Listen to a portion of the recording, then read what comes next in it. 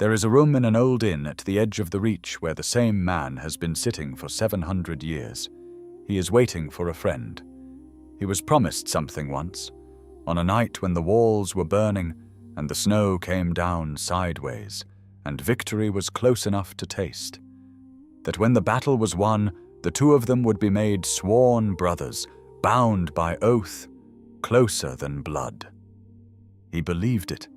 He went on believing it while the arrows found his chest. He believed it as his bones broke under enemy hammers.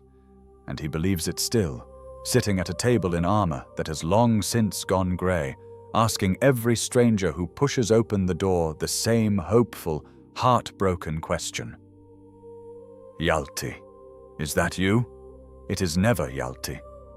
We are going to sit in that inn for a while, you and I, and we are going to find out who Hjalti was, and why a man who kept a promise to no one became the most beloved god in the world. Because the soldier waiting in that room does not know what happened to his friend. He never learned it. There is a detail in the story he tells, a small, wondrous thing about a storm on the night before the battle. And that detail holds the whole tragedy folded up inside it. We will reach it. When we do, the waiting will mean something different than it does right now. For now there is only the ghost, and the door, and the long habit of hope. Before he was an emperor, before he was a god, before there were shrines to him in every city and laws written to forbid those shrines, he was a young general with a hard name and a harder reputation, and the men who marched with him simply called him Hjalti. Hjalti Early Beard, a son of the north, raised on cold stone and colder sea, who came down into the warmer provinces the way weather comes down off a mountain, without asking permission, and impossible to argue with. He was a tactician first. That part gets lost under everything that came later, but it matters, because the men who loved him did not love a legend. They loved a commander who kept them alive.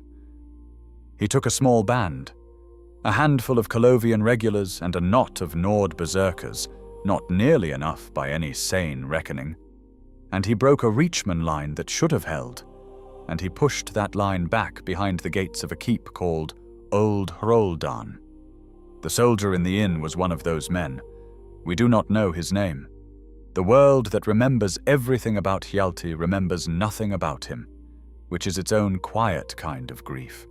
But we know what he carried out of that campaign, because he tells us 7 centuries on, to anyone who will listen, he carried a promise.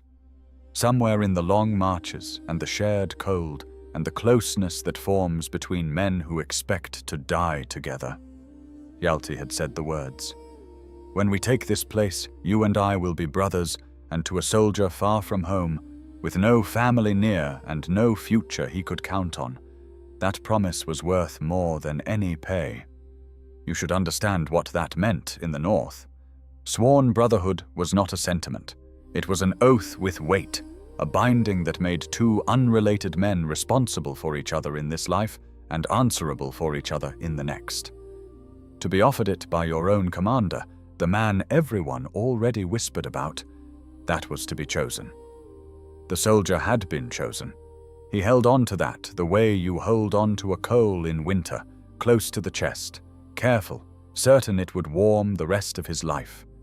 He did not know how short the rest of his life would be.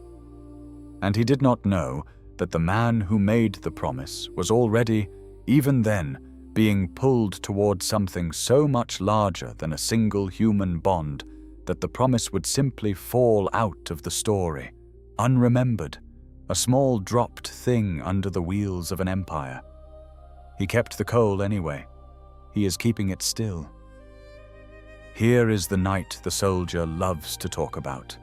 Here is the night everything turned. The siege should not have been winnable.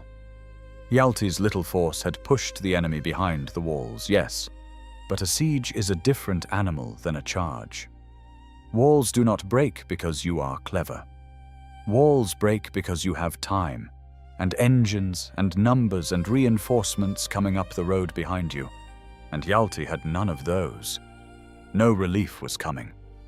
The keep could simply wait him out. By every rule of war the men knew, they had won the field and lost the campaign in the same week, and the smart move was to turn around and go home before the cold finished what the Reachmen had started. That was the night the storm came. It came down on the camp out of a clear dark, and it did not behave the way weather behaves, the way the soldier tells it, and I want you to hold his exact memory, because we will need it later. A storm came and visited Hjalti's camp, and it spoke with him in his tent. Spoke with him, not blew, not howled. Spoke. The men outside heard the wind take on the shape of words and press itself against the canvas where their commander sat alone. And when morning came, Hjalti walked out of that tent changed, and the storm walked out with him, riding just above his head like a crown he had been given in the dark. He went up to the gates of Old Hrol'dan alone. The defenders did what defenders do. They loosed everything they had, and the arrows did not reach him. The wind around him turned them, every one, so that he walked through a rain of iron untouched, calm, deliberate, terrible. He stood before those walls, and he opened his mouth, and he did not shout the way a man shouts. He shouted the way the sky shouts. The sound he made was the voice itself, the old Nord art of speaking in the language that the world is built out of, and the stone could not bear it. The walls of Old Hrol'dan came down, not breached, down. And his soldiers, the unnamed man among them, poured through the gap into a victory that no one watching would ever fully believe they had seen. When it was over, the Nords looked at the young general standing in the rubble with a storm settling around his shoulders, and they stopped calling him Hjalti. They gave him a new name, an old word that meant something like the crown the storm wears. They called him Talos. He would never be only Hjalti again. The soldier did not understand that yet. He was too busy being alive and grateful and certain that the Brotherhood was coming. It was the best night of his life. It was the beginning of the thing that would take his friend away from him forever. Old Hrol'dan made Talos known. What came after made him impossible to stop, and it is here that you start to see the price hiding under the legend. He had been fighting in the service of another man, a Colovian king with imperial ambitions named Kulakain, who dreamed of stitching the broken provinces back into a single empire and who needed a general capable of miracles to do it. Talos was that general. Between the two of them, the dream stopped being a dream and started becoming a map, province by province, with Talos at the spear's edge. Kulakain was meant to be crowned. Kulakain was meant to sit the throne while his miraculous general won him the world. Kulakain did not get to sit the throne. The night before the crown could be placed on his head, he was murdered, and the palace burned, and out of the fire walked Talos, the sole survivor, his own throat opened, unable to make a sound. The story given to the grieving and the suspicious was that an assassin had cut him down too, and that he had only barely lived. That was the story. What the quieter accounts suggest is that the wound was his own work, a deliberate thing, done to draw every eye away from the obvious question of who profits when a king dies the night before his coronation. The general profits. The general always profits. And so the general took the throne himself, took a new and softer southern name to wear over the hard northern one, Tiber Septim, and the empire that should have been Kulakain's became his. But sit with what that wound actually was. This is the man whose voice broke the walls of Old Hrol'dan. This is a son of the same tradition the old masters on the mountain keep, the ones who must be gagged because a careless word from them can kill. His power, his miracle, the very thing that made him Talos, all of it lived in his throat, And he opened that throat with his own hand and silenced it, and ruled the largest empire the world had seen, speaking in a whisper for the rest of his mortal life. The god of the voice governed without one. He commanded armies, signed treaties, ordered the fates of whole peoples. All of it murmured, all of it leaned in to hear. He had a weapon that could level a city in his mouth, and he chose to swallow it to keep a throne. That is the shape of the man the soldier is waiting for. Not a monster, not simply a hero. Someone who would pay any price himself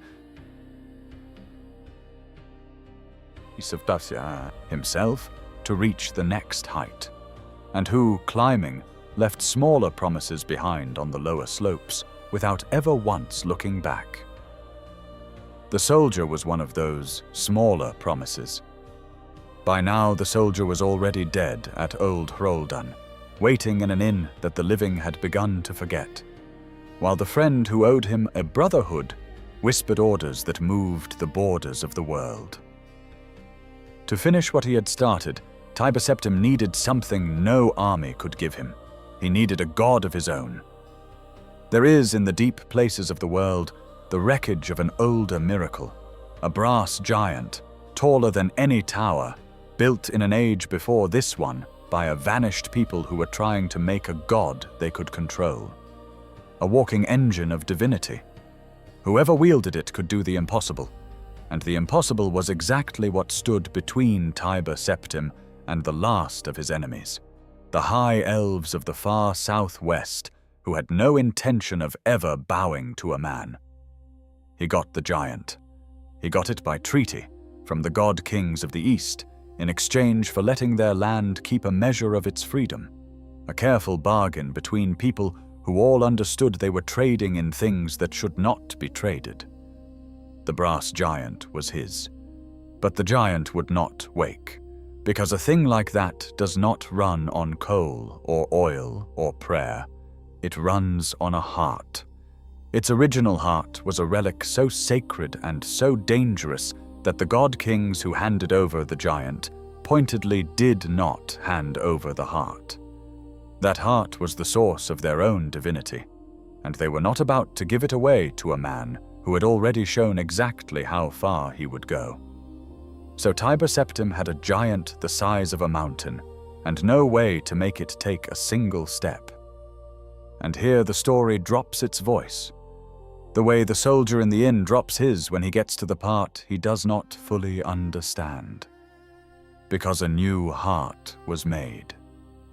Not found, made.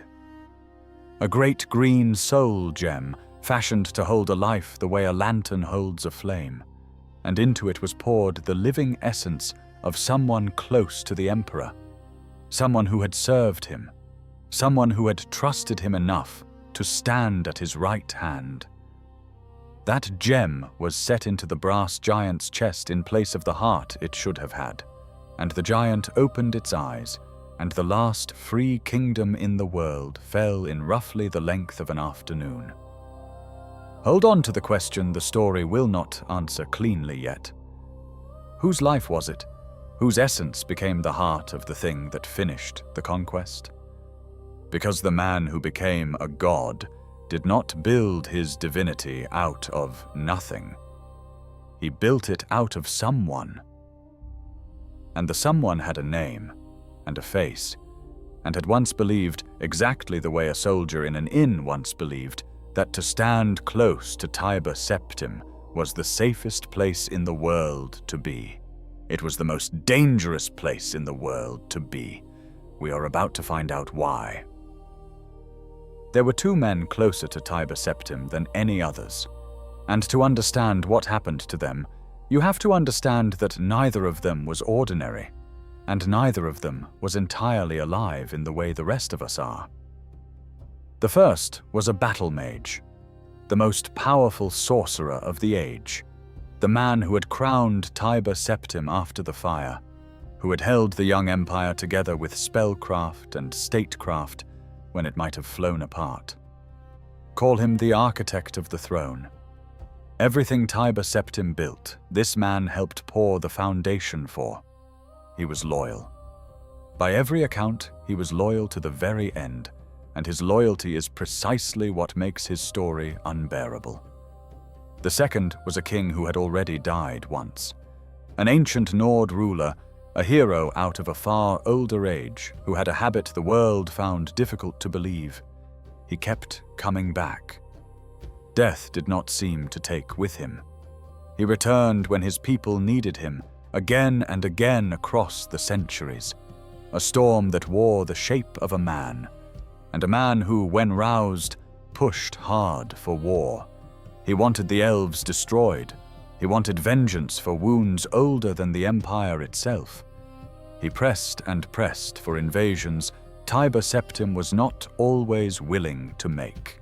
And at last, when the emperor would not move fast enough or far enough for him, the old dead king left the court in disgust and went back to wherever it is that storms go to rest.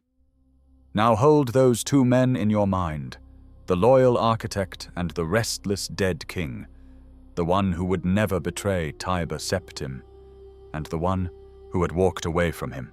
Both of them were called back, and the calling was a trap.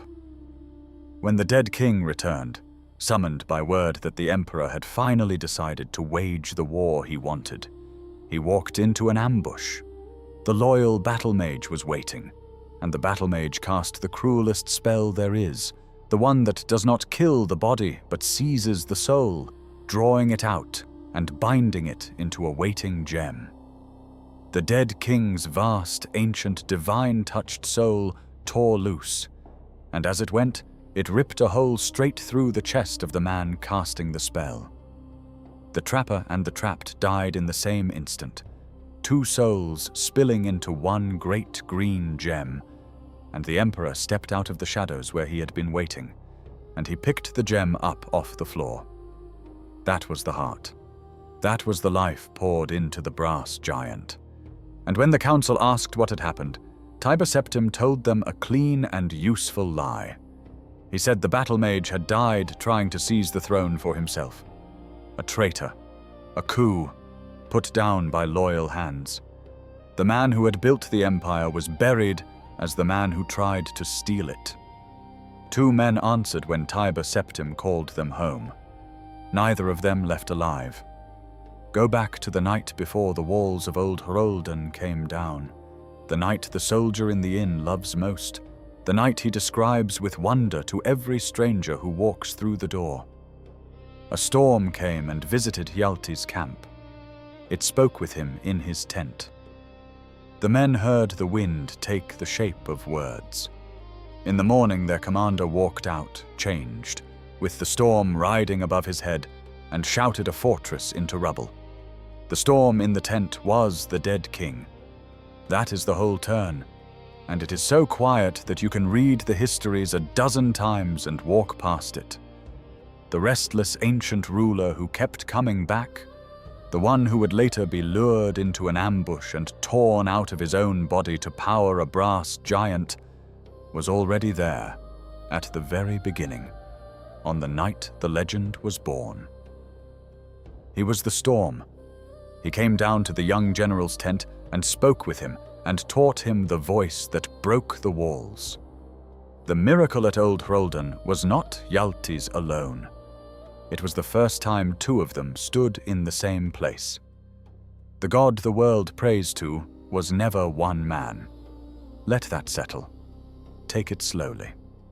There is a version of this story, an old and heretical account, written by one who claims to have been near enough to know, that says it plainly. What ascended into the heavens was not a single soul. It was three. The young general who took the throne, the loyal architect who built it, the dead king who taught him to break stone with his voice. Three men, folded into one, joined into a single divine thing, the way the very first gods were joined at the dawn of everything. And to make that joining, two of the three were betrayed, soul-trapped, poured out, and used. Now look again at what the soldier remembers. He thinks he is telling you the proudest story he has, the night his friend touched greatness. he is actually telling you the opening line of a murder. The storm he marveled at was a man who would be killed to make his friend a god. The voice that won the battle the soldier died in was borrowed from someone Tiber Septim would one day tear apart and set into the chest of a giant. The whole story is that on the night Hjalti became Talos, the cost of becoming Talos was already standing in the tent with him, in the shape of a storm, waiting to be spent. The soldier waited 700 years for a friend. The friend stopped being a single person before the soldier even died. Here is the part that should ache, if you let it. What the soldier wanted, the only thing he has ever wanted, the thing he is still in that room hoping for, was to be bound to Hjalti, sworn, joined by an oath that death could not loosen, to be made, by his own word, one with the man he loved.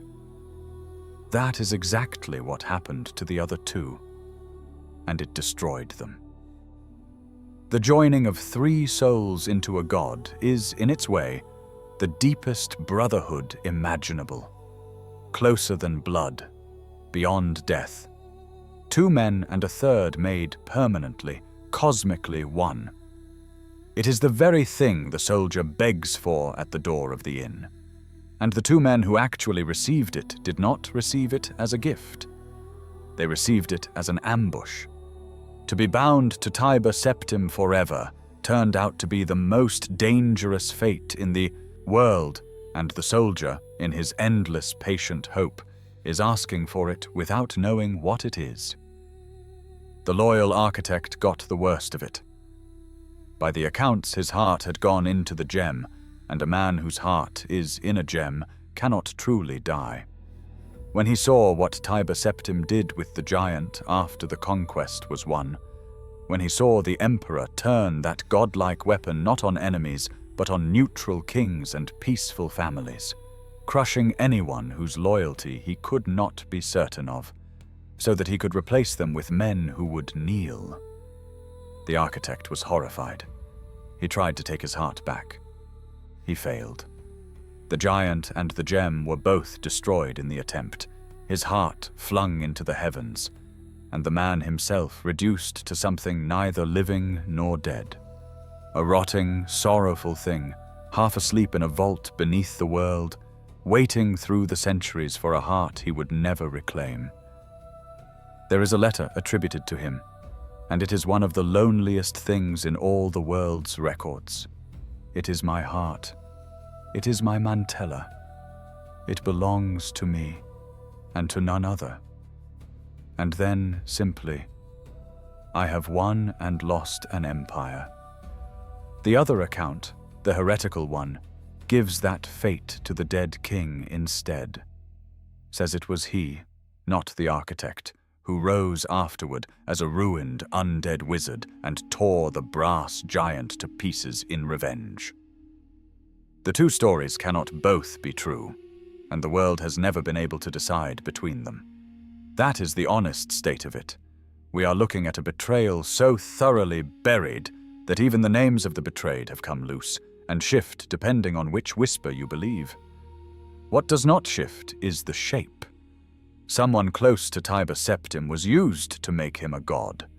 Someone who trusted him paid for the throne with their soul. And the man who did it told a clean lie and let the world build temples on top of it. The soldier is still at the table. He is still hoping to be bound to that man forever. You would think a god made this way would be feared. He is not. He is loved. And that is the cruelest turn of all. So let me put it to you gently, because it is the heart of why this story will not leave you alone. Walk into almost any city in the north today, and you will eventually find a man shouting in a public square about Talos, not cursing him, praising him, weeping with the joy of it, pleading with passers-by to understand what they have been given. And the thing he praises Talos for, above all, is love. He will tell you that even when Talos was only a man, he cherished mankind, that he looked at ordinary people and saw the whole future of the world in them. He will quote the god's own remembered words, the ones spoken back when he still had a voice to speak them with.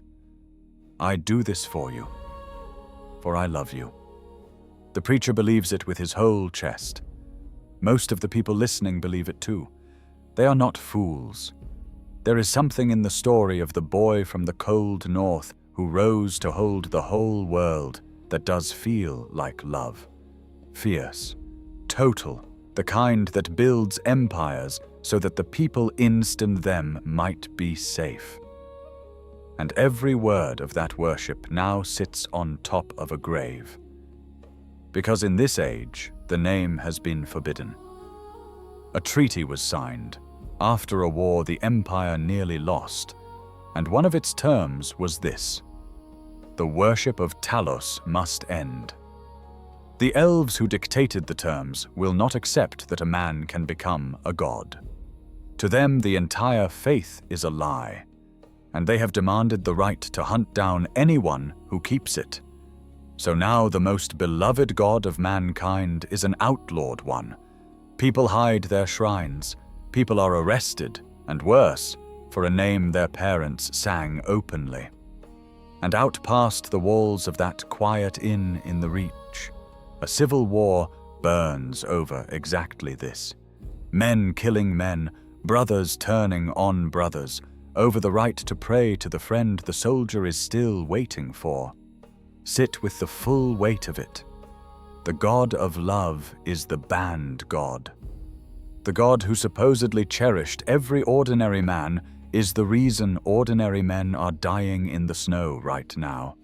And the god of the voice, the god whose entire miracle lived in his throat, won his living empire ruling in a whisper, his own voice cut out by his own hand. Every layer of him is the same shape, a glory built directly on top of the thing it cost. The walls broken by a borrowed voice. The throne won by a swallowed one. The godhood made out of betrayed friends. The love preached over a forbidden grave. And the one man who only ever wanted the small human version of him, not the god, not the empire, just Hjalti, just the promise, just to be made a brother, never got it, and never will. Because the man he wanted dissolved into a god centuries before the question of his promise could ever be raised. Not a king, a storm, not one man. 3. Not a hero exactly, and not a villain either. Something stranger and lonelier than both. In the end, the man died the way men do. He grew old, improbably old, well past the span the rest of us are given, which only fed the rumors that his mages had found a way to stretch his life, or that the heavens themselves had already begun to claim him. But the body wore out at last. He gave the throne to his heir from a deathbed, the conquering done, the empire whole, the lie about the architect long since hardened into history. And then the first emperor of the world closed his eyes. What happened next, the histories agree on, even when they agree on nothing else. It rained for a fortnight, 2 full weeks, without breaking, across the lands he had bound together, as if the very ground he had walked could not stop weeping. And in that grey, unending rain, the thing the heretics and the faithful both believe came to pass. He rose. He ascended into the heavens, and where there had been 8 gods over mankind since the beginning of memory, there were suddenly 9. The newest and the youngest of the divine, the only one who had once been a man, took his place beside the elder gods, beside the dragon of time himself, and looked down on the world he had conquered now as something more than its conqueror. But here is the question the rain does not answer, and has never answered in all the centuries since. Who ascended? If the soft official story is true, then it was simply him, Tiber Septim, one extraordinary man, lifted up alone for deeds beyond any other. But if the other account is true, the one that says the god was always three, then what went up into the heavens was the joined thing, the general and the architect and the dead king, fused, the betrayer and the betrayed, bound together for eternity in a single divine body, none of them able ever again to be only themselves. Imagine that. Imagine being the loyal architect, your heart stolen, your name dragged through the mud as a traitor, your soul poured into a weapon, and then finding yourself forever part of the very man who did it to you, worshipped as him, praying as him, unable to be separated even in heaven. We cannot know which it was. The world has argued about it for centuries, and the argument has never closed. And maybe that is right. Maybe a god made out of a betrayal should not be allowed a clean answer. What we can know is the thing the rain made plain. Whatever rose, the man did not stay. Hjalti was gone. There was no longer anyone in all the heavens who remembered a young general's promise to a soldier in a tent. The god remembered conquering the world. The god did not remember the small, warm thing he had said on the road to Old Hrol'dan. Only one person in all the world still remembered that, and he was already 700 years into waiting. So come back now to the room where we started. A traveler pushes open the door of an old inn in the Reach. It is late, and the wind is up, and they have rented a room for the night without thinking much of it. They sleep, and sometime in the small hours they wake to find a man at a table who was not there before. A man in grey armor that went out of fashion 700 years ago, looking at them with a face full of a hope so old it has worn smooth. "Hjalti," he says, "is that you?" He has waited so long that he no longer sees the difference between the friend he loved and the stranger in the doorway. He only knows that someone has finally come. He tells them about the storm, the way he always does. The storm that spoke in the tent, the walls that fell, the best night of his life. He does not know what the storm was. He does not know the friend became a god, or that the god forgot him, or that men are dying outside over the right to pray to a name the soldier himself never even used. He knows one thing only. You promised me that we would be brothers, and I have waited. And the traveler, the one who knows everything the soldier does not, the whole impossible weight of it, could explain, could tell him that Hjalti is gone, dissolved into a divinity built on betrayed friends beyond any promise now, could tell him the truth. Instead they go and find an old sword, any old sword, lost in the ruins of the Reach. And they bring it back, and they lay it across the soldier's waiting hands, and they let him believe. And it is enough. After 700 years, it is enough. The honor in his face is real. He calls the stranger brother, the word he has been holding in his mouth for 7 centuries, and he teaches them one last thing, the way you teach the people you love, and then he is gone. Finally, gladly, into a rest he had given up expecting. The god could not keep the promise. A stranger did. That is the whole of it, when you set the empires and the brass giants and the stolen hearts aside. We do this to the people we love. We make them into something larger. A story, a hero, a legend we can be proud of. And the bigger they become, the further they drift from the small, ordinary person who once said a small, ordinary thing to us in the dark. The legend cannot come back and keep the promise. The legend is the part of them that can't.